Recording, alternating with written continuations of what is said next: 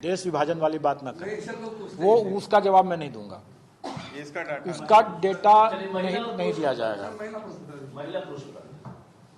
वो ब्रेकअप अभी किया गया है, वो अभी ब्रेकअप किया नहीं गया है। नियोजित टीचर का होगा, ब्रेकअप होगा तो सबका निकलेगा एक साथ। देखिए, आप लोग के पास फुर्सत हो सकता है बहुत चीज पता करने का, पूछने के लिए। हमारे पास अभी हमारे हाथ बंधे हुए हैं। आपने देखा भी होगा कि अभी हम लोग, और आज भी शायद एक रिजल्ट हम लोग निकालने जा रहे हैं जो काफी चिर प्रतीक्षित था।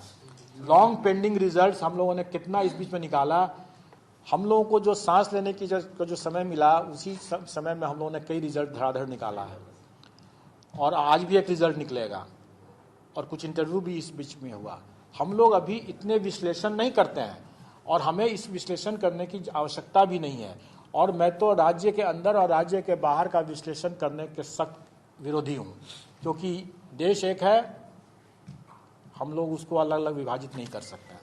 अच्छा सर, इससे अलग है, बहुत सारे ऐसे कैंडिडेट भी हैं जिनके कि जैसे कि वो प्राइमरी में सिलेक्ट हुए, उनको अपने पसंद का जिला नहीं मिला, तो क्या आप उनके रिजल्ट को रोकेंगे? आपके पास में ऐसा कोई मतलब संपुष्ट करके, मतलब आधिकारिक टाइप से है इंफॉर्मेशन की जनरल बात पूछ रहे हैं आप? नहीं, मैं जानता हूँ कई सारे लोग, तो दैट इज हिज चॉइस।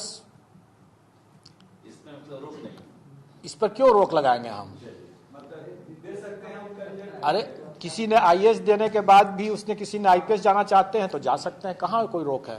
नहीं, वो सेम कैटेगरी में ही क्या फर्क है? जिला उनका मिला है। वो अगर वैसा, अगर एक्सट्रीम रिएक्शन वाले जो अगर वैसे हैं, उनका विवेक, उनको हम लोग कोई ऐसा बंधन नहीं है। हम लोग ऐसा कोई हम लोग अभी प्रतिबंध नहीं लगा रहे हैं।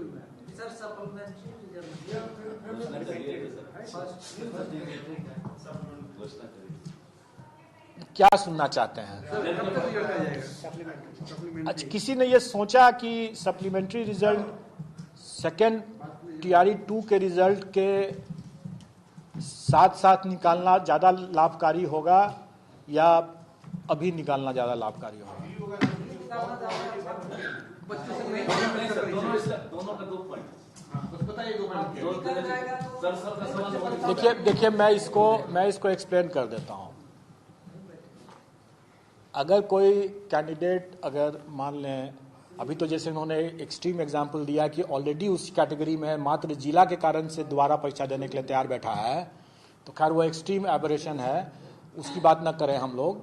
लेकिन इतना तो स्वाभाविक है कि जो भी कैंडिडेट को अगर मिला होगा, इस बार रिजल्ट आया है, उसमें अगर उसको अपने प्रॉस्पेक्ट्स बेटर आते हैं, जैसे प्राइमरी का है तो इस बार प्राइमरी में आया है, वो हो सकता है कि जरूर देगा वो अगले बार के लिए, कि मिडिल के लिए आने के लिए, या हाई स्कूल के लिए आने के लिए, या हायर सेकेंडरी में जाने के लिए वो करेगा, उसका हक है, वो दे सकता है। अगर जो ऑलरेडी जिनका रिजल्ट निकल चुका है, जब वो ये काम कर सकते हैं, और जब ऐसा होगा उनका सिलेक्शन हायर क्लास में, तो पिछला फिर से खाली होगा। तो जो अगर सप्लीमेंट्री वाले भी अगर यही काम करेंगे, कर ही सकते हैं।